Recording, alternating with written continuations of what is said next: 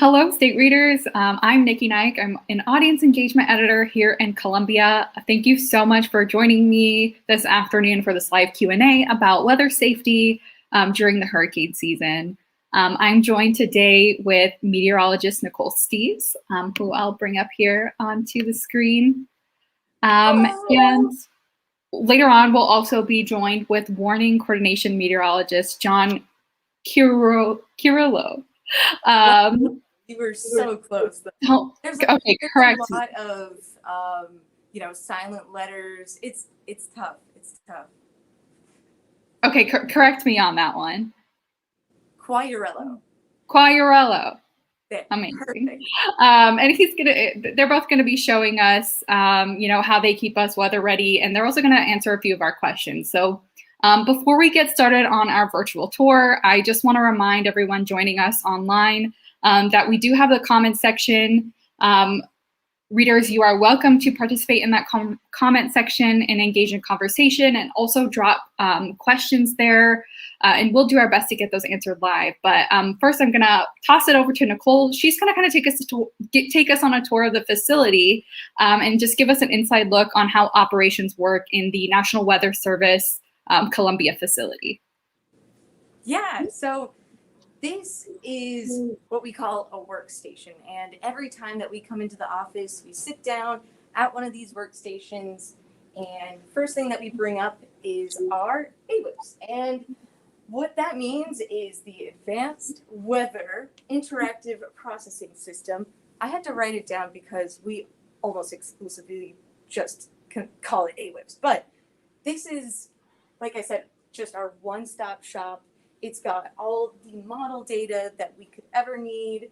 We have satellite data that feeds in. We have the observations from around the state and around the whole country if we really needed it.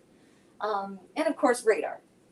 And another thing that we can do with it is, like, we can drop warnings, stuff like that. And I'm so sorry, I think that I just interrupted you. Okay. So yeah, like I said, it's our one-stop shop.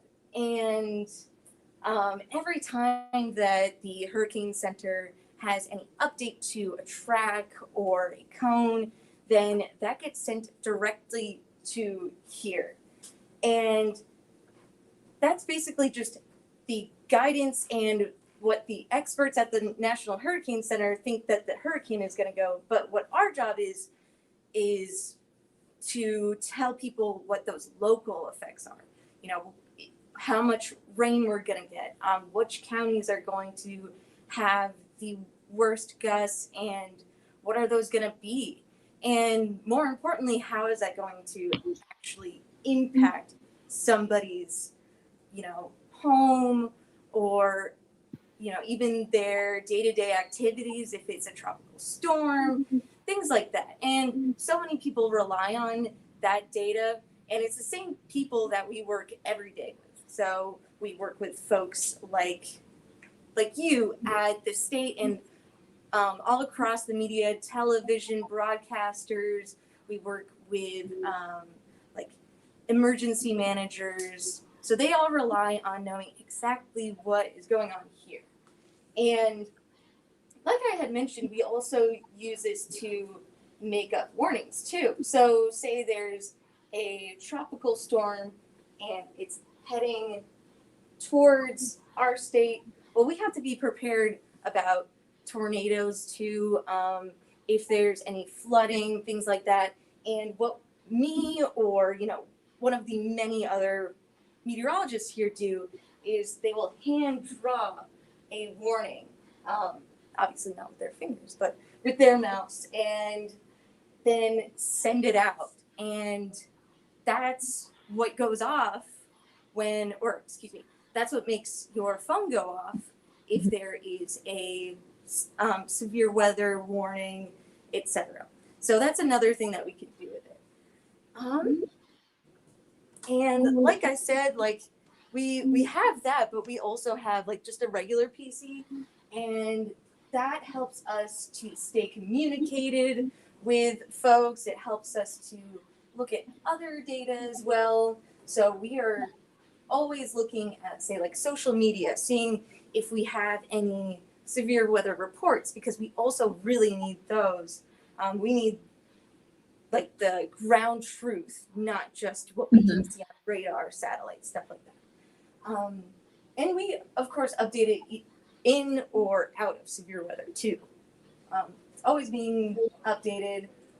And yeah, so that's just a couple of our tools. We have a huge tool set. We also have like a computer that tells us the obs, so that's like, you know, what the sky conditions are, visibility, temperature, all that good stuff, because believe it or not, but each and every one of those things is very important to our forecast. You know, we do have models, but at the end of the day, that's only guidance. We are, you know, the ones who are taking everything else into account and thinking, well, you know, this guidance says this, but this is what I'm seeing on the ground. And so, yeah, sorry if that kind of strayed away from hurricanes a little bit, but, you know, it's even important during hurricane season too. And yeah, absolutely. So do you want to like ask any questions, or would you like to see the rest of the ops? Yeah, if you can, I mean, this was fascinating. It's great to know how the alerts that come, you know, from your facility, how they come to our phones, how you're alerting us on social media too. That's just been a huge thing. You know, we see you on Twitter all the time, just letting us know and where any sort of rotation in the sky is. So that's really great insight. Thank you for that. We'd love to see the rest of the facility though. So if you want to take us there, we'll follow along virtually. Let me unhook you here. And readers, if you do have any questions, please drop them in the comments. I'm kind of monitoring the comments too, and so I'll be happy to ask your question here if you have any. So one of our meteorologists has been in charge of, well, he's not really in charge. He just really loves hurricane season. So he has been updating our weather forecast track map. As you can see, there are a lot of tropical storms and hurricanes this year. And yeah. And let me see if I can flip you around. I don't know if I can.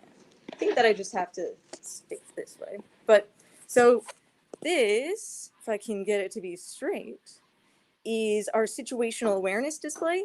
And this helps us all be on the same page, like all have the same, you know, updated radar and satellite data. And that's just like another way to kind of quickly glance, you know, things change very quickly. And so we need a way to quickly get that information.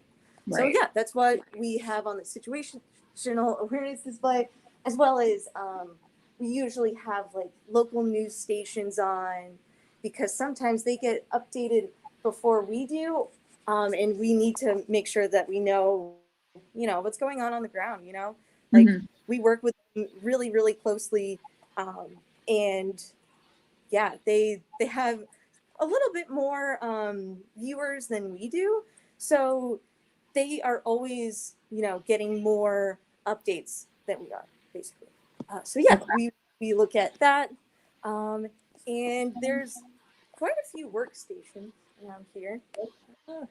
I wish that I could flip you around. Oh yeah. Okay, yeah. And so if I'm understanding this right, then, you know, a lot of the information that you rely on is off of what people are seeing on the ground. So just, you know, what people in the community are seeing, basically. Yeah, so that is a big part. Pretty much what we use that for is, you know, say we just issued a tornado warning. Well, it helps us a lot if we know for a fact that there is a tornado on the ground, for example.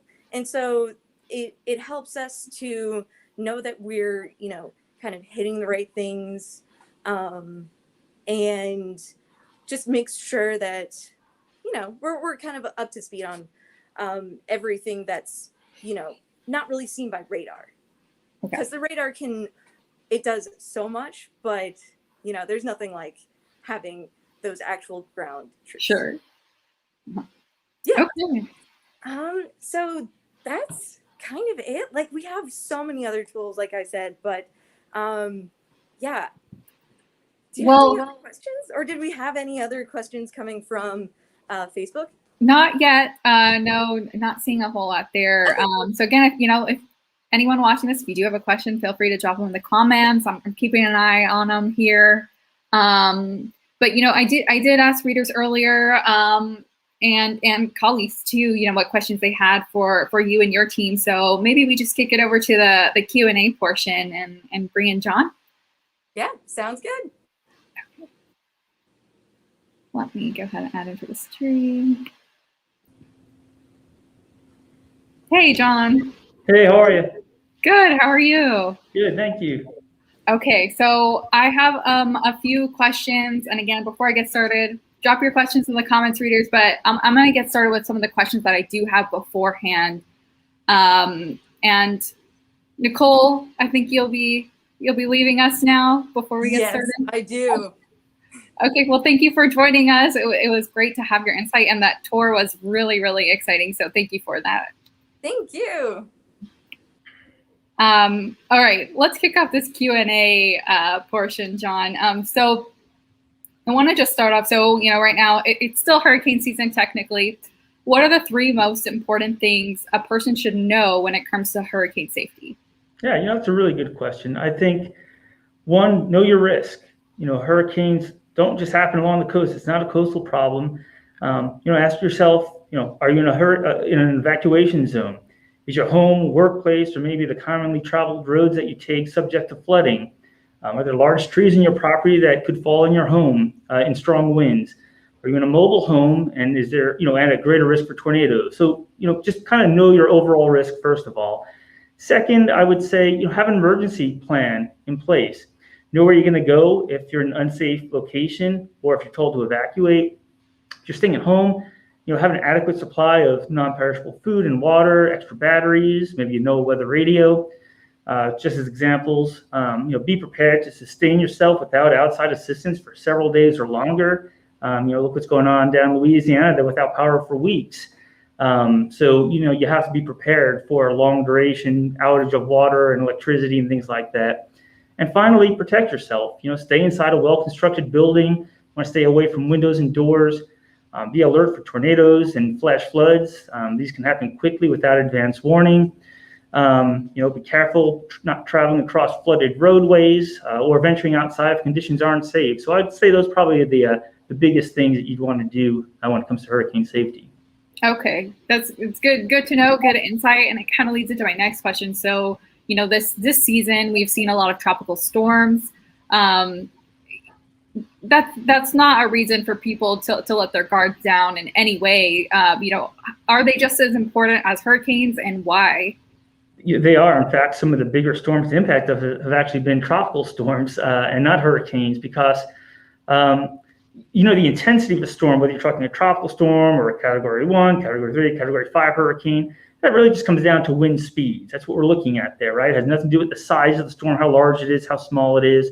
It's just the wind speed inside that storm. So, the impacts from a tropical storm or hurricane can extend well beyond the center of the storm and often well inland. Again, not just a coastal problem. So the intensity of the storm doesn't provide any information on the potential impacts from things like storm surge along the coast, or the inland flood threat, or the inland tornado threat. And those could all be pretty significant, even in tropical storms. And if you look at even Hurricane Florence several years ago, it was considered a weakening hurricane as it was approaching the coast. And you might think, well, okay, it's better, it's weakening. And certainly the wind speeds are coming down, but you saw the devastating impact and the loss of life that we experienced in parts of North Carolina, and even in parts of South Carolina due to the extensive inland flooding. I would say don't let your guard down because something is just a tropical storm, because we've seen numerous times where just a tropical storm has really produced significant impacts in different places across the country. Sure, yeah. And, speaking of storms and hurricanes and tornadoes, a lot of times we'll see alerts come from the National Weather Service that say hurricane watch or tornado warning. Can you just talk a little bit about the difference between the two and what we should know about each? Sure, that's a very good question, and it is confusing. So a watch generally just means be prepared. When it comes to tropical storm or hurricanes, it means be prepared for the onset of tropical storm or hurricane conditions within 48 hours before those conditions develop. And again, talking tropical systems, that's the time you want to prepare, follow instructions from local officials. A watch for things like tornadoes or flash floods. The time frame maybe not be as long, but still that's the time to prepare. Know where you're going to go, have a safe location, things like that during the watch phase. So it's just kind of a heads up. When you get to the warning phase, that really means that conditions are expected to develop. Again, tropical systems, we give about 36 hours notice when a hurricane or tropical storm warning is issued. There you want to finish your storm preparations. You want to leave the threatened area if you're directed to do so. For things like severe thunderstorm, tornado, or flash flood warnings, those are more what we call short fuse. Those warnings only go 45 minutes to maybe an hour in time. That means you're in immediate threat for those conditions, whether it be damaging winds, tornadoes, flash flooding, and you want to take immediate action. So a watch means be prepared. A warning means you need to actually take action to save, yourself and your property. Got it. And, speaking of flooding, we hear the saying a lot, turn around, don't drown. And of course, that's something that can impact us even if we're not on the coast. So why is floodwater so dangerous, and what's important to be aware of when it comes to floodwater?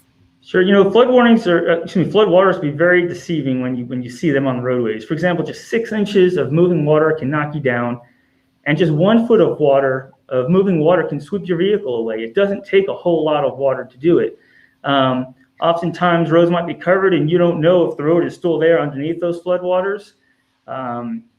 We've had more people die in the state of South Carolina due to flooding from recent tropical systems than we have storm surge or wind combined, or tornadoes combined, honestly. So it's really been the flash flood threat. In a lot of ways, that's an avoidable hazard, where we're finding people are just not taking the time to find a different route to where they're going, whether it be home or to work. They're moving barricades and driving around barricades into flooded roadways. That really, those flood-related deaths, we see a lot of them, and I think those are the most avoidable and preventable types of fatalities that we see. So that's why we say, if you see high water on the ground, turn around, don't drown, just don't take the chance. You don't know, how fast that water is moving, how high the water is, or if there's even a roadway underneath that fast-moving water anymore. So it's really just not worth taking a chance. Sure. Yeah. Sometimes we'll often see tornadoes that can spurt up whenever a hurricane or a tropical storm makes landfall. It's something that we hear a lot too from our media services too. But it's always good to reiterate, where is the safest place to be in your home when there is a tornado? Sure, that's always a really good question, and really you want to be inside a sturdy structure. You want to be on the lowest level. We don't generally have basements here in the Midlands. So generally at the first floor of your home or business, you want to stay away from doors and windows.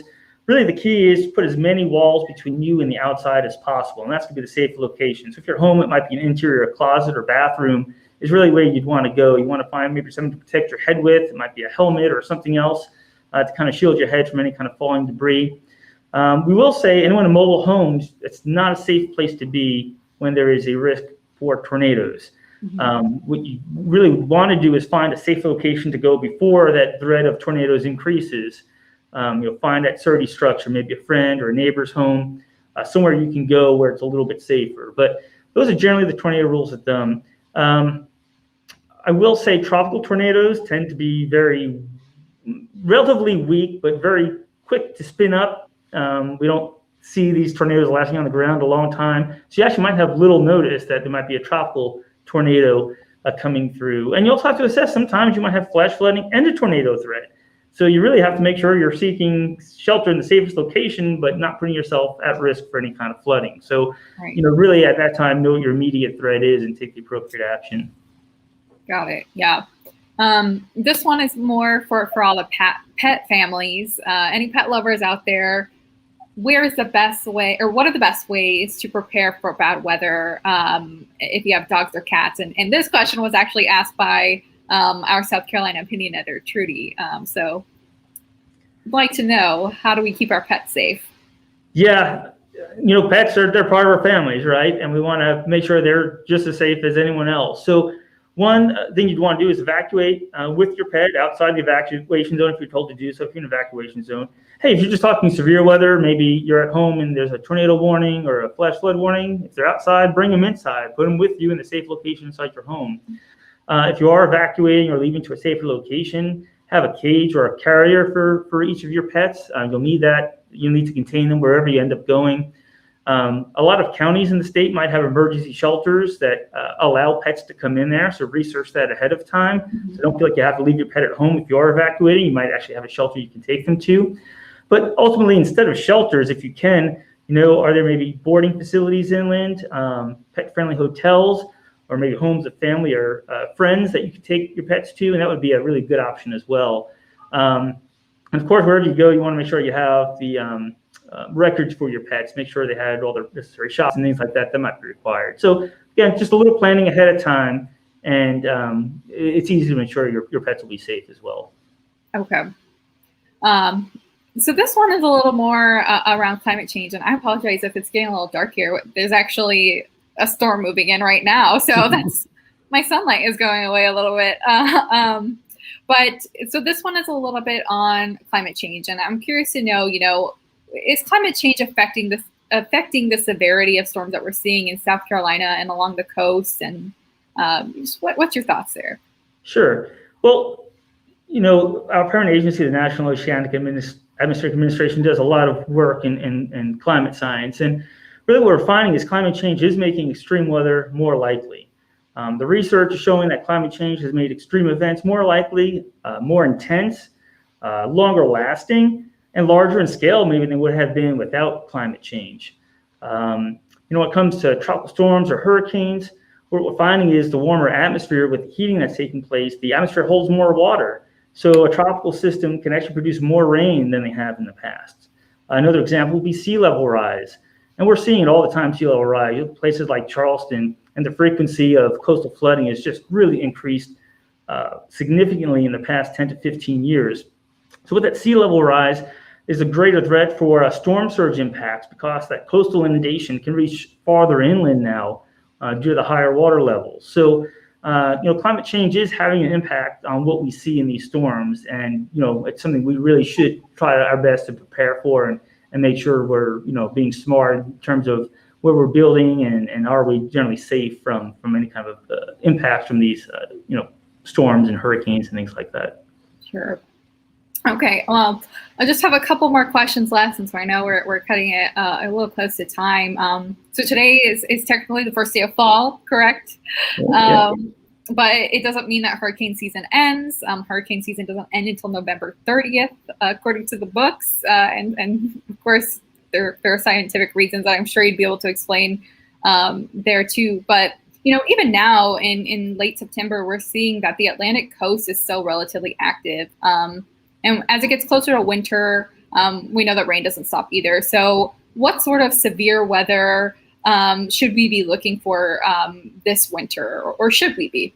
Sure. Yeah, actually, we always need to prepare here. Like you said, we're still just coming out of the peak of hurricane season, and we still, really need to be on guard here for the next month or so for any impacts from tropical systems. But as we head into the winter months, we still can easily get severe weather outbreaks across the state. We've had a lot of documented cases of, severe thunderstorms and tornadoes producing damage across the state in the winter months.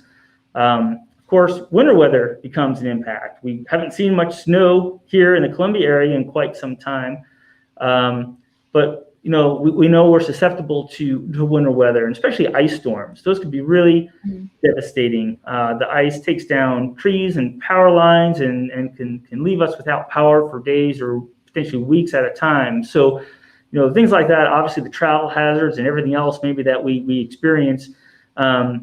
So I would say, even though we're, might be heading out of hurricane season here in the next month or two, we're always vulnerable to flooding, always vulnerable to severe weather. And then, of course, the winter weather becomes something else we need to keep an eye on. So, yeah, the weather stays active here pretty much year round.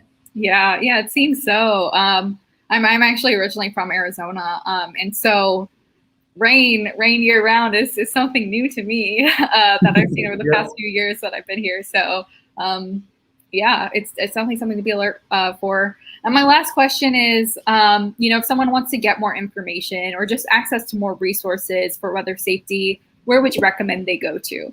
Yeah, there's a lot of great sites for that. One would be weather.gov. That's the National Weather Service website, and you can just click on Central South Carolina. It'll take you right to the Columbia website right that way. So that's weather.gov. Another good one is hurricanes.gov, and that takes you to the National Hurricane Center webpage if you want to see what's going on in the tropics currently and see all the latest forecasts. If you want information on how to prepare for hurricanes or any other kind of disaster, you can go to FEMA at ready.gov. They have a lot of great resources and information on there. South Carolina Emergency Management Division also has a lot of great information on their website. In particular, they have a really good hurricane guide for South Carolina with all the information from evacuation zones to preparedness information to contact information. I highly recommend going there. That's just hurricane.sc, and they also have an emergency manager app that you can download that has all the same information on there. It's a great resource. And again, if you're worried about severe weather, another site would be like the Storm Prediction Center, which is part of the Weather Service that does, the tornado watches and severe thunderstorm watches and things like that. So there's a lot of great information out there. Of course, we work closely with emergency managers at the county, state, and even local level. If you have questions about your vulnerability or what you need to do, those would be a good first contact to reach out to is your emergency manager. And they can assist you with various information, letting you know about shelter information, what your vulnerability is. So take advantage of those resources I just listed out. And again, if you have questions, certainly feel free to reach out to an emergency manager or even reach out to us here at the Weather Service. We're on social media. You can email us at nws.columbia@noaa.gov, and we're always happy to help. Great. Well, thank you so much for your insight here. Well, that's all the time we have for today. Again, thank you, John, and thank you to Nicole earlier for joining us. They were joining us from the National Weather Service facility in Columbia. I learned a lot. I hope you all did too. If you joined us live on Facebook or on our site. Readers, stay up to date with our severe weather coverage. We have a new severe weather newsletter too. So when severe weather hits, we have a newsletter that goes out and keeps you updated from sources like the National Weather Service. So you'll want to sign up for that. I'll put a link to sign up in the comments section after we hop off this call. But for now, stay informed in your community, and we'll hope you have a great rest of your Wednesday.